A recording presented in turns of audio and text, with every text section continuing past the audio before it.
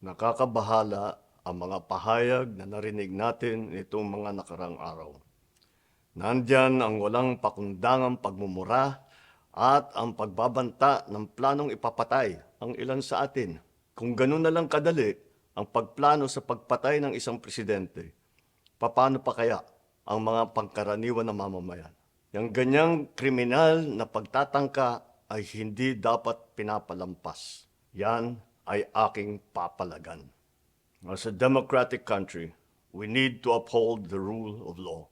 Ako, bilang pinuno ng Executive Department at lahat ng mga nanunungkulan sa pamahalaan ay may sinumpaang tungkulin na tutupdin at pangangalagaan ang konstitusyon at ang ating mga batas. Kaya hindi tama ang pagpigil sa mga halal ng bayan sa paghahanap ng katotohanan. Hindi na sanang hahantong sa ganitong drama kung sasagutin lamang ang mga lehitimong katanungan sa Senado at sa House of Representatives. Ang katotohanan ay hindi dapat itokhang. Tapos na sana ang usapang ito kung tutuparin lamang ang sinumpaang panata na bilang lingkod bayan ay magsabi ng totoo at hindi hahadlangan. Imbis na diretsahang sagot, nililihis pa sa kwentong chicheria.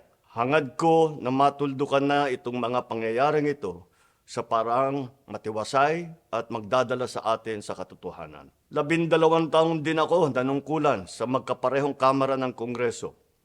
Batid ko ang kapangyarihan iginawad sa kanila ng taong bayan at ng ating konstitusyon.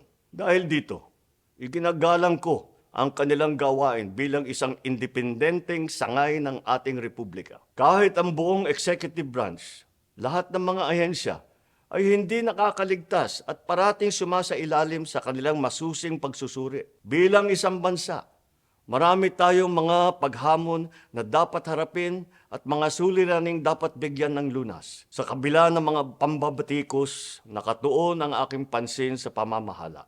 Ngunit, hindi natin ikokompromiso ang rule of law. Kailangan manaig ang batas sa anumang sitwasyon, sino man ang tamaan. Kaya hindi ko hahayaan magtagumpay ang hangarin ng iba na hatakin ang buong bansa sa burak ng politika. Igalang natin ang proseso. Tuparin natin ang batas.